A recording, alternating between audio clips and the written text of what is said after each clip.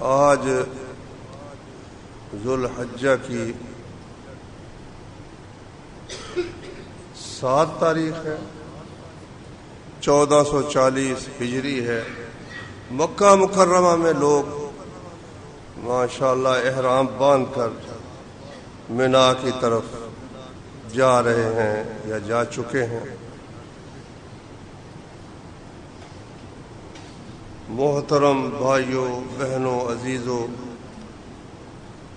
میں نے جو آیات پڑھی ہیں یہ سورہ توبہ کی آیات ہیں۔ ان میں اللہ تعالیٰ نے عہد توڑنے والوں کے متعلق یہ بیان کیا ہے کہ مسلمانوں کو ان کے ساتھ کیا معاملہ کرنا چاہیے۔ سب سے پہلے تو یہ یاد رکھیں کہ اللہ تعالیٰ ہر حال میں لڑنے کا حکم نہیں دیتا۔ کوئی لوگ اگر آپ کے ساتھ صلح کے ساتھ رہنا چاہتے ہیں، لڑائی ہو بھی رہی ہے، پھر بھی وہ پیشکش کرتے ہیں کہ آؤ صلح کر لیں، تو اللہ فرماتے ہیں وَإِن جَنَحُوا لِلسَّلْمِ فَاجْنَحْ لَهَا وَتَوَكَّلْ عَلَى اللَّهِ۔ اگر لڑنے والے صلح کی طرف مائل ہوتے ہیں، کہتے آؤ صلح کر لیں، فَاجْنَحْ لَهَا، تم بھی صلح کی طرف مائل ہو جاؤ۔ یا اللہ، اگر یہ تو بے ایمان ہے، صلح کر رہے ہیں، تو یہ کل کو صلح توڑ دیں گے۔ اللہ نے فرمایا وہ صلح کہہ رہے ہیں تو صلح کر لو۔ وَتَوَكَّلْ عَلَى اللَّهِ، اللہ پر بھروسہ کر کے جب وہ صلح کرنا چاہتے تو صلح کر لو، جنگ سے بچ سکتے ہو تو بچ۔ اللہ اکبر۔ فرمایا اگر وہ اپنا عہد توڑ دیتے ہیں پھر کیا ہوگا؟ فرمایا فَإِنَّ حَسْبَكَ اللَّهُ، پھر اللہ تعالیٰ کافی ہے تمہیں، اللہ تمہاری مدد کرے گا۔ اگر وہ عہد توڑ دیتے ہیں تو پھر اللہ پر توکل کرو۔ پھر عہد توڑنے والوں کے ساتھ نرمی کا کوئی مطلب نہیں ہے۔ نبی کریم صلی اللہ علیہ وسلم کی مدینہ منورہ کی پوری زندگی اس کی دلیل ہے کہ جب بھی کفار نے عہد توڑا ہے نا، نبی کریم صلی اللہ علیہ وسلم نے ان سے درگزر نہیں فرمایا، بلکہ ان کا گھیرا کیا ہے، ان کے غرور اور تکبر اور نفاق اور بدعہدی کا بندوبست اور علاج فرمایا۔ جب ہم مدینہ منورہ میں گئے تو وہاں مشرکین کے 2 قبیلے تھے، ایک خزرج اور ایک اوس۔ یہ لوگ تو اللہ کی توفیق سے تقریباً سب کے سب مسلمان ہو گئے، چند افراد رہ گئے، وہ بھی جب جنگ بدر میں اللہ نے مسلمانوں کو عزت بخشی اور وہ انہوں نے سمجھا کہ اب ہم کافر رہ کر ہمارا زندہ رہنا یا عزت کے ساتھ رہنا ممکن نہیں ہے، تو وہ بھی اسلام میں داخل ہو گئے، اگرچہ دل سے وہ نبی صلی اللہ علیہ وسلم کو نبی نہیں انہوں نے مانا تھا۔ یہ چند تھوڑے سے لوگ تھے، عبداللہ بن ابی اور اس قسم کے لوگ تھے۔ تو نبی کریم صلی اللہ علیہ وسلم نے باقی 3 قبیلے یہودیوں کے تھے، ایک بنو قینقاع کے تھے، ایک بنو نذیر تھے اور ایک بنو قریظہ تھے۔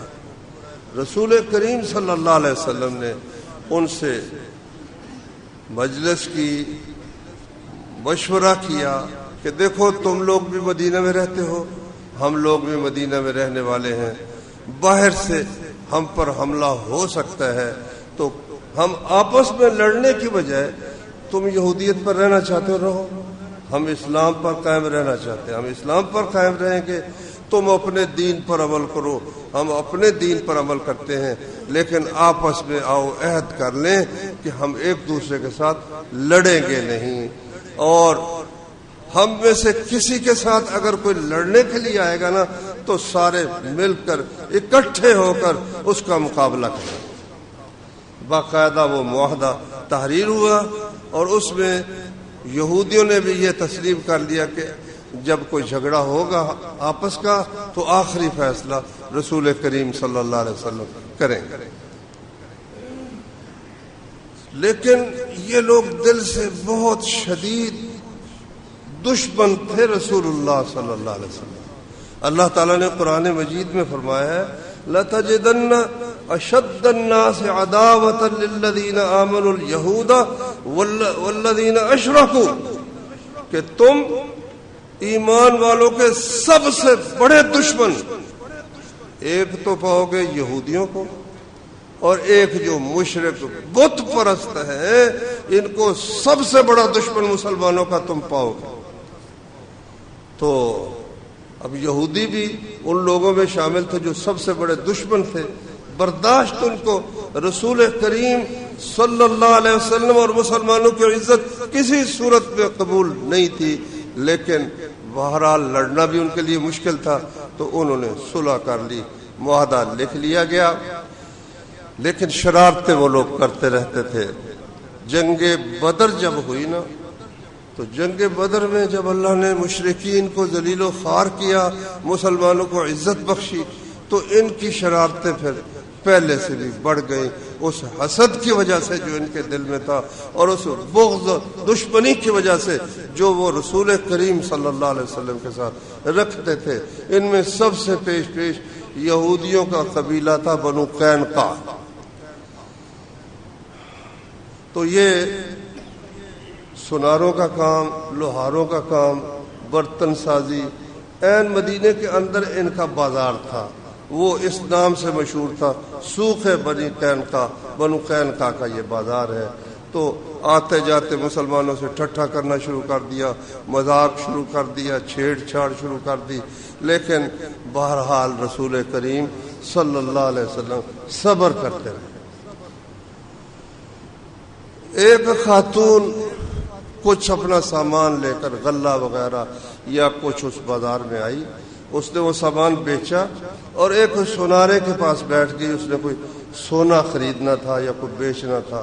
تو اب وہ جو شرارتی تھے نا دکاندار یہودی، انہوں نے کوشش کی کہ اس خاتون کا چہرہ دیکھے، اور وہ بپردہ تھی، اور وہ چہرہ دکھانے کے لیے کسی صورت بھی آمادہ نہ ہوئی۔ ایک نے چھیڑا، دوسرے نے چھیڑا، مگر وہ اپنا چہرہ چھپائے رکھا اس نے۔ ایک خبیث نے کیا کیا کہ اس کی جو تہ بند تھی نا چادر، اس کا پلو پیچھے کپڑے کے ساتھ باندھ دیا۔ جب وہ اٹھی تو وہ بے پردہ ہوگی، شرمگاہ اس کی ننگی ہو گئی۔ تو مسلمان ایک دیکھ رہا تھا، اس نے اس کو غیرت آئی، اس نے اس یہودی کا سر اڑا دیا، قتل کر دیا۔ یہودی اٹھے، انہوں نے اس مسلمان کو قتل کر دیا۔ اب وہ عہد والی بات تو ٹوٹ گئی نا، تو رسول کریم صلی اللہ علیہ وسلم نے گھیرا کر لیا ان کا۔ وہ چونکہ وہ بہت مالدار بھی تھے، اس لیے اسلحہ بھی ان کے پاس بہت شاندار تھا، اور تیاری بھی ہر قسم کی ان کے پاس طاقت تھی۔ وہ قلعہ بند ہو کر بیٹھ گئے۔ اچھا، رسول کریم صلی اللہ علیہ وسلم نے ان کا محاصرہ کر لیا۔ جب تنگ آئے تو کہنے لگے ٹھیک ہے جی، آپ جو فیصلہ کریں ہمیں منظور ہے۔ وہ انہوں نے اپنا آپ رسول اللہ صلی اللہ علیہ وسلم کے سپرد کر دیا۔ آپ نے فرمایا بھی مرد جو ہے نا ان کی مشکیں باندھ لو، اور عورتوں کا بھی اور بچوں کا گھیرا کر لو، ان کو قبضے میں کر لو۔ اب آپ نے فیصلہ کرنا ہی تھا بھائی ان کے سر قلم کر دو ان ظالموں کے، کہ عبداللہ بن ابی جو منافقوں کا سردار تھا نا، یہ بنو خزرج قبیلے کا سردار تھا، اور رسول کریم صلی اللہ علیہ وسلم کی تشریف آوری سے پہلے اصل میں یہ دونوں قبیلے آپس میں چچا زاد بھائی تھے، اور ان کی لڑائیاں کوئی مدت دراز سے جاری تھی۔ بڑے بڑے سردار ان کے سب مارے جا چکے تھے، اب کوئی سردار جو سر اونچا کرنے والا ہو باقی نہیں تھا۔ دونوں قبیلوں نے یہ طے کر لیا تھا کہ اس خلا کو پر کرنے کے لیے عبداللہ بن ابی بہترین شخص ہے، اس کو ہم اپنا بادشاہ بنا لیں گے۔ اس کا تاج بھی انہوں نے تیار کر لیا تھا۔ تو بہت یعنی دونوں قبیلوں پر اس کا بہت اثر تھا، خصوصاً خزرج قبیلے پر۔ اب نبی کریم صلی اللہ علیہ وسلم کی حکمت دیکھتے ہیں کہ کس قدر صبر اور کس قدر تحمل تھا نبی کریم صلی اللہ علیہ وسلم کا۔ یہ پہلے تو کرتا رہا مخالفت، جنگ بدر کے بعد اب یہ مسلمان ہو چکا تھا، 1 مہینہ ہوا تھا صرف مسلمان ہوئے، اس کو یہ آ گیا رسول اللہ صلی اللہ علیہ وسلم سے کہنے لگا 700 بندے آپ ان کے سر قلم کر دیں گے، انہوں نے مجھے سرخ اور سیاہ جو مصیبتیں تھیں انہوں نے مجھے اس سے بچایا ہے، یہ میرے حلیف ہے، آپ میری خاطر اس کو چھوڑ دیں۔ آپ نے جواب نہیں دیا، پھر وہ کہتا رہا اخیر آپ کے گریبان پکڑ کے کہتا ہے یا رسول اللہ آپ میری بات ضرور مانیں۔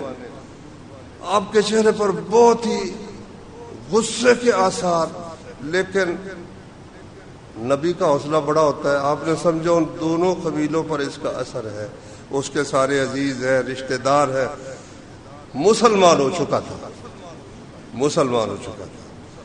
جانتے بھی تھے، لیکن اس کی خاطر جا تیری خاطر میں نے، لیکن یہ یہاں مدینے میں اب نہیں رہ سکتے، میں ان کو اس طرح معافی نہیں دے سکتا کہ ان کو چھوڑ دوں، یہ یہاں سے نکل جائیں۔ چنانچہ وہ اپنا ساز و سامان لے کر جو لاد سکتے تھے مدینے سے ان کو رسول اللہ صلی اللہ علیہ وسلم نے نکال دیا۔ اب بعد میں رہ گئے 2 قبیلے، ایک بنو نذیر اور ایک بنو قریظہ۔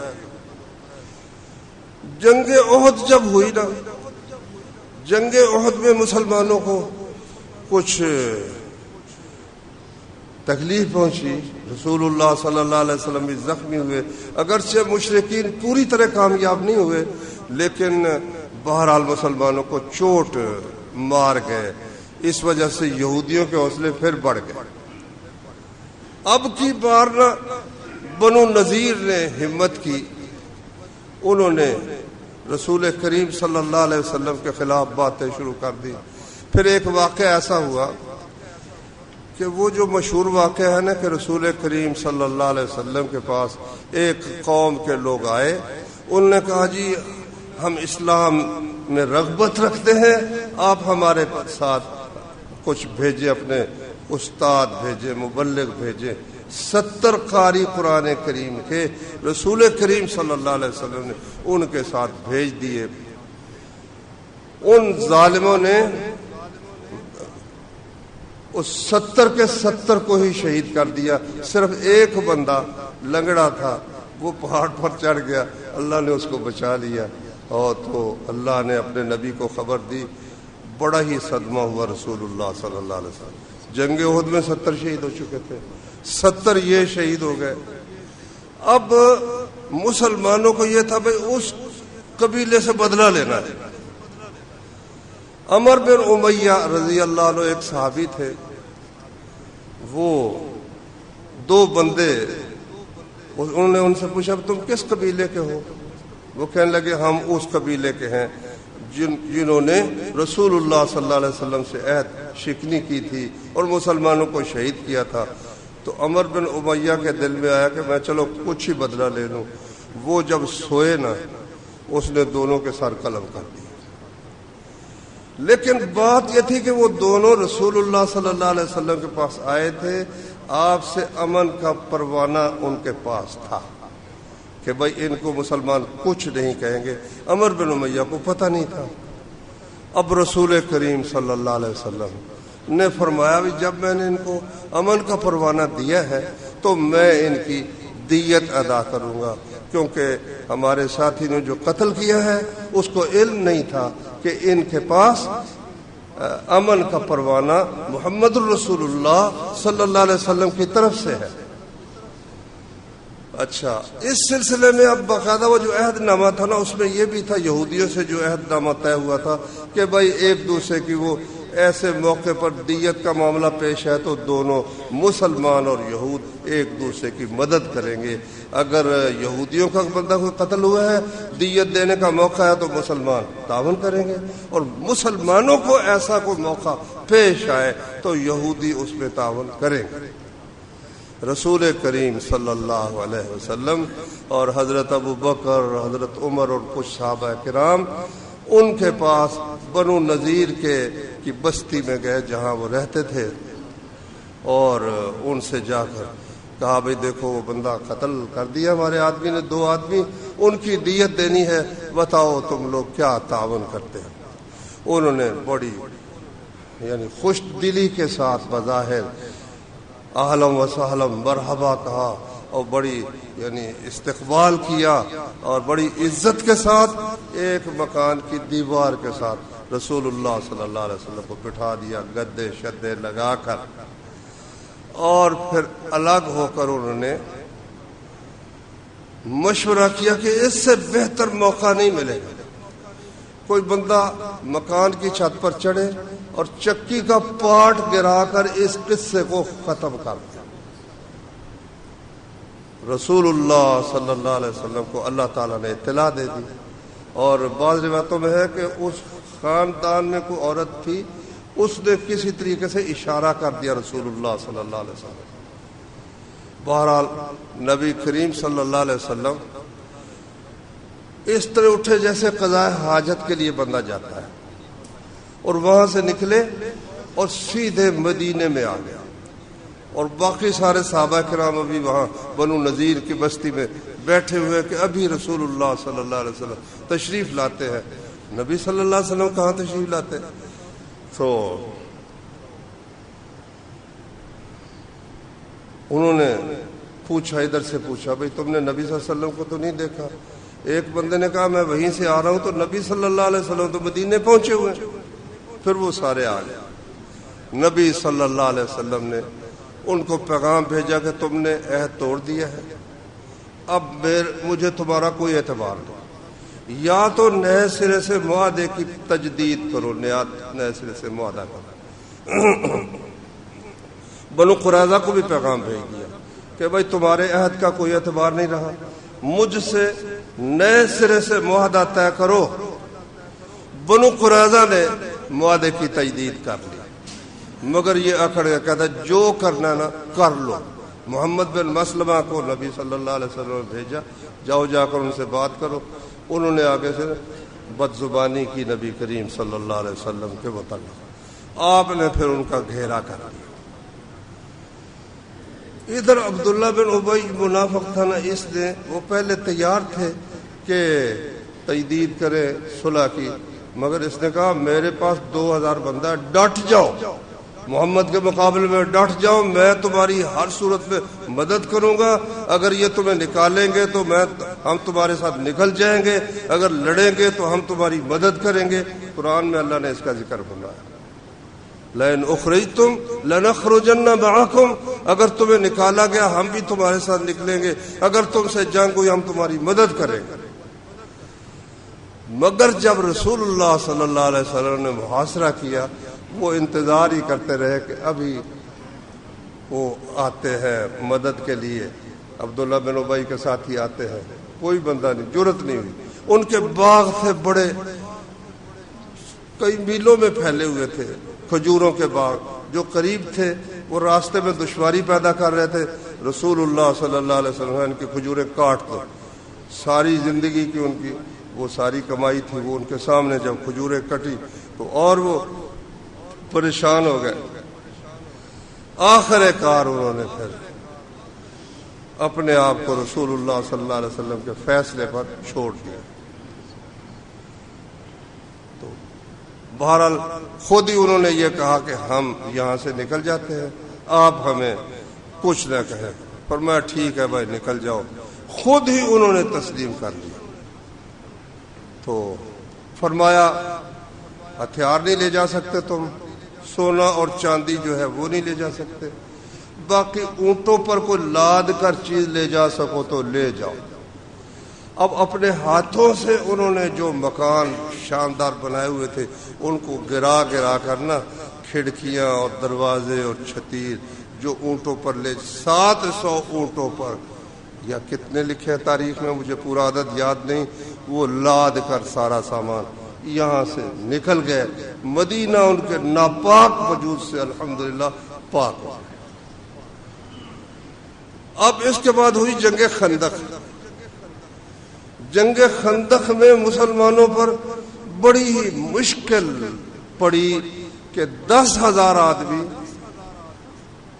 مختلف لوگوں پورے عرب سے، مکہ مکرمہ سے ابو سفیان کی قیادت میں، اور طائف سے بنو غطفان کے آدمی، اور ادھر یہودی جو خیبر کے تھے وہ بھی 10,000 آدمی روانہ ہوا اکٹھا ہو کر کہ 1000 لڑنے والوں کی بستی میں جائیں گے مدینہ میں.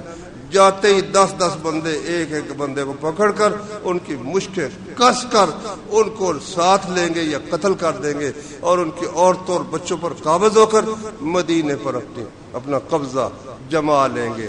اس نیت کے ساتھ وہ چلے. رسول کریم صلی اللہ علیہ وسلم بھی پوری تیاری رکھتے تھے. جاسوسوں نے اطلاع دی کہ لشکر وہاں سے چل پڑا ہے. نبی صلی اللہ علیہ وسلم نے مشورہ کیا اب کیا کرنا چاہیے کہ 1-2 ہوں مقابلے میں. اس وقت یہ بندوقیں تو نہیں تھی نا, وہ تو تلواروں کی لڑائی تھی, نیزوں کی لڑائی تھی, تیروں کی لڑائی تھی. تو کیا ہونا چاہیے؟ مشورہ کیا رسول کریم صلی اللہ علیہ وسلم نے. سلمان فارسی رضی اللہ عنہ نے مشورہ دیا کہ ہمارے ہاں فارس میں, ایران میں یہ طریقہ ہے, اگر کسی بستی پر حملہ ہو مقابلہ نہ کر سکتے ہو تو وہ شہر کے گرد ایک خندق کھود لیتے, اتنی چوڑی کہ گھوڑے نہ گزر سکے اور اتنی گہری کہ وہ اس کو پھلانگ نہ سکے. تو پھر وہ دشمن وہاں رہتا ہے, اس کا دفاع کرتے رہتے, آخر کار تانگ آ کر خود ہی دفاع ہو جاتا ہے. نبی صلی اللہ علیہ وسلم, شدید سردی تھی تو 10 ہاتھ آدمی 10 بندوں میں نبی صلی اللہ علیہ وسلم تقسیم کیے. وہ پتھریلی زمین, خود بھی نبی صلی اللہ علیہ وسلم, شدید سردی اور کھانے کو بھی کچھ نہیں ہے. وہ بڑا ہی مشکل وقت تھا. رسول کریم صلی اللہ علیہ وسلم نے ان کے آنے سے پہلے تیاری پوری کر. اب جب وہ آئے تو ان کا تو خیال تھا جاتے ہی پکڑ لینا ہم نے. اب درمیان میں خندق ہے, وہاں کبھی ادھر جاتے ہیں کبھی ادھر گھوڑا دوڑاتے, پیشی کوئی نہیں جاتی. آگے بڑھنے کی کوشش کرتے ہیں مسلمان, وہ آگے تیروں کی بچھاڑ کرتے ہیں. 1 مہینہ یہ باہر سے یہ دباؤ تھا, اندر سے بنو قریظہ کے پاس گیا ابو سفیان اور یہ لوگ کہنے لگے یہ موقع ہے. اور یہودی جو تھے نا خیبر کے, وہ گئے کہنے لگے یہ موقع ہے, 10,000 بندہ حملہ آور ہے, اندر سے تم ہمت کرو, باہر سے ہم حملہ کرتے ہیں. تو وہ پہلے تو اس نے کہا بھئی ہمارا معاہدہ ہے محمد سے صلی اللہ علیہ وسلم. نے کہا معاہدہ ہے, اس سے بہتر موقع تمہیں ملے گا ہی نہیں, اور میں بھی تمہارے ساتھ ہوں, اگر تمہیں قتل کیا گیا تو میں بھی تمہارے ساتھ ہی قتل ہوں گا. او یہودی جو تھا سردار تھا نا خیبر کا, اس نے یہ بھی کہا. اخیر اس نے معاہدہ توڑ دیا. نبی صلی اللہ علیہ وسلم کو جب یہ خبر ملی تو بڑے پریشان. باہر کا مقابلہ تو کر لے, شہر کے اندر سے حملہ آور ہونے لگے.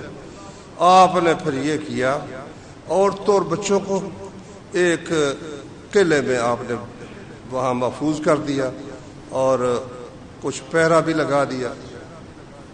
ایک یہودی تلاش کرتا کرتا آیا نا, تو حضرت صفیہ نبی صلی اللہ علیہ وسلم کی پھوپھی, اس نے اس کے سر پر نہ ڈانگ ماری اور وہی ماری. لو جی یہودی ڈر گئے کہ یہاں بھی معلوم ہوتا ہے کہ محمد نے فوج رکھی ہوئی ہے. پھر انہوں نے ادھر آنے کی جرات نہیں کی, لیکن عہد انہوں نے توڑ دیا. آپ نے ایک بندہ بھیجا, جاؤ جا کر پتہ کرو کہ عہد پر قائم ہے یا نہیں. وہ گیا, پوچھا تو انہوں نے آگے سے گالیاں دی, کہتے جو کرنا ہے کر لو, آپ کو بڑی تکلیف. جنگ خندق بہرحال تمام ہوئی. 1 مہینہ تک راشن, وہ تو آئے تھے 1-2 دن کے لیے, جاتے ہی پکڑ لیں گے. مہینہ انہیں وہاں رہنا پڑا, راشن ختم ہو گیا.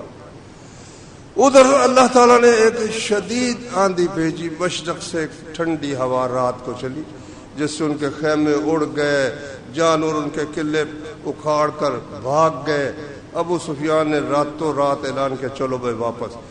صبح ہوئی تو میدان خالی. اللہ کی بڑی مدد آئی.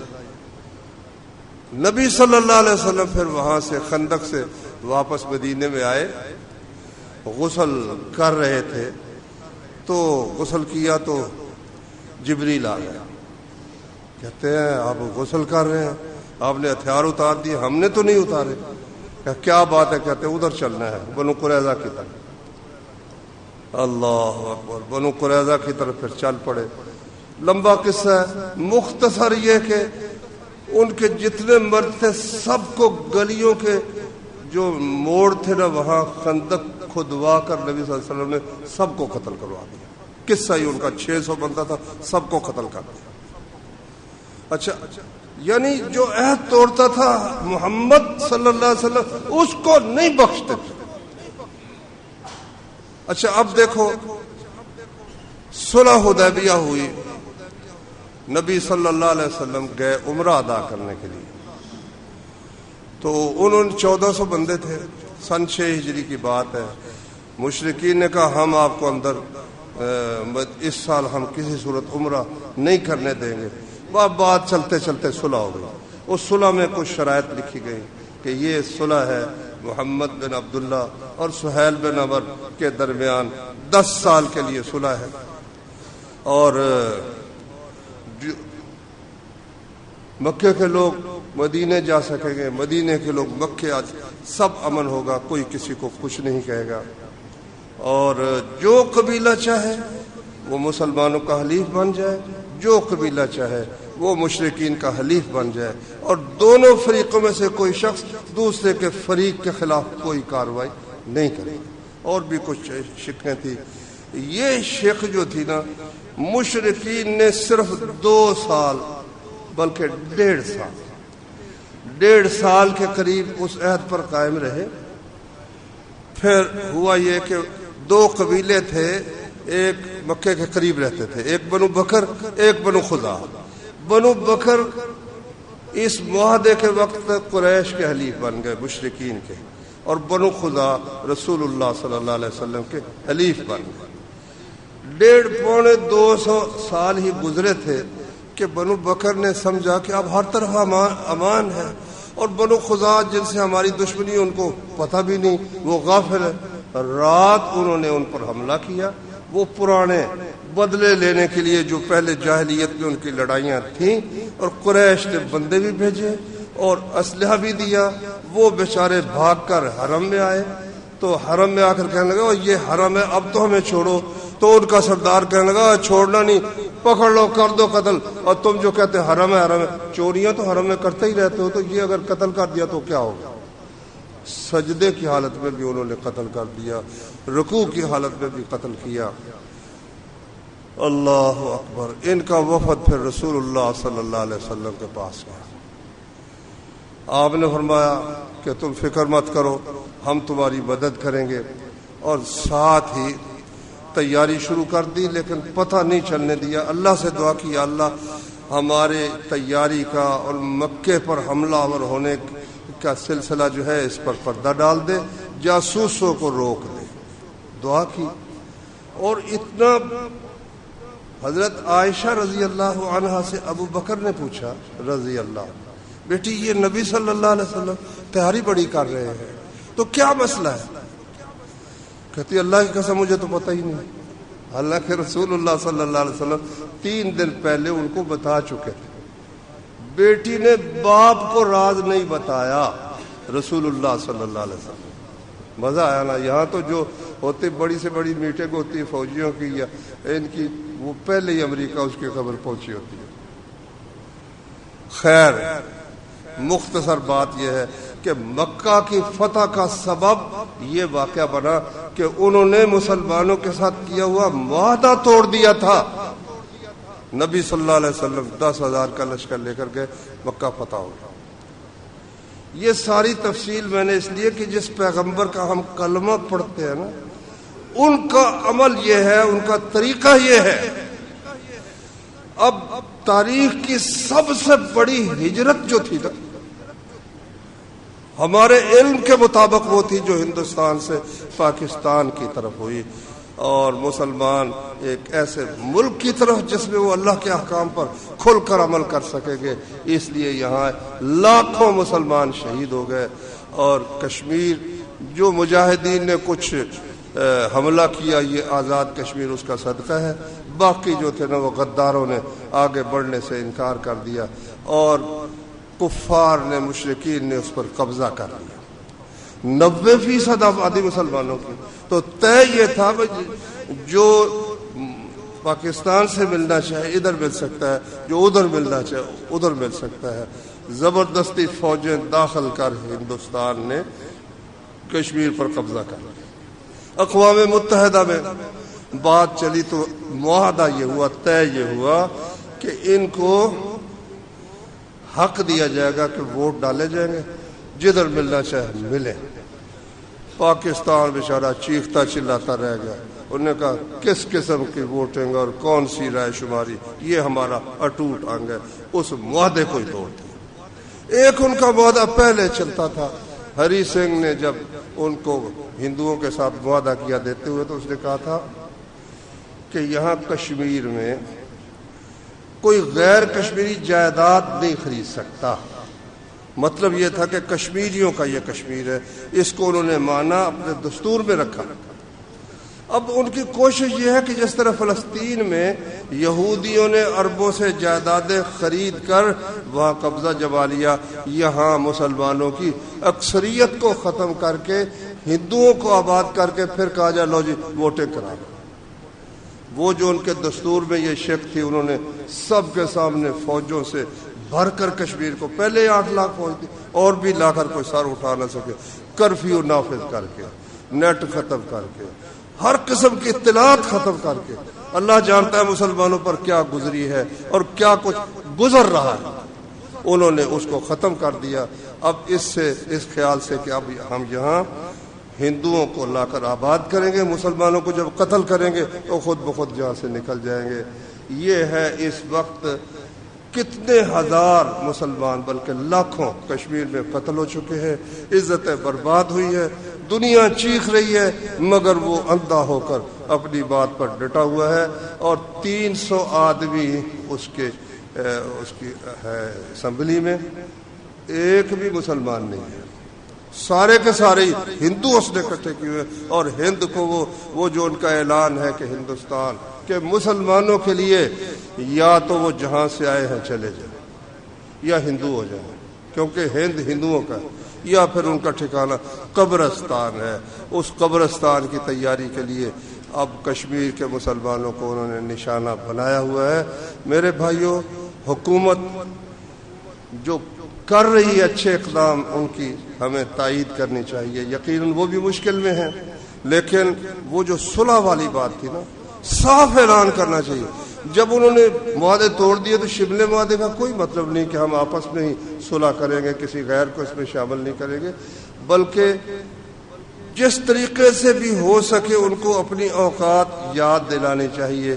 اس کے لیے بہت ساری سوچ سمجھ کی بھی ضرورت ہے، منصوبہ بندی کی بھی ضرورت ہے، اور ہر مسلمان کو جس طرح ہو سکے، جہاں تک ہو سکے، اپنے مسلم بھائیوں کی مدد کے لیے جانی، مالی، زبانی، ہر طرح کی امداد ان کی کرنی چاہیے۔ یہ جو کہتے ہیں نا اخلاقی مدد کریں گے، سفارتی، وہ اخلاقی اور سفارتی کا نتیجہ تو سب نے دیکھ لیا ہے۔ تو یہ مسلمانوں پر فرض ہے، ہر مسلم پر فرض ہے کہ جو ان کے مسلم بھائی کفار کے ظلم و تشدد میں پس رہے ہیں، ان سے ان کو نجات دلائیں۔ اللہ تعالی ہم سب کو اور ہمارے حکمرانوں کو اس کی توفیق عطا فرمائے۔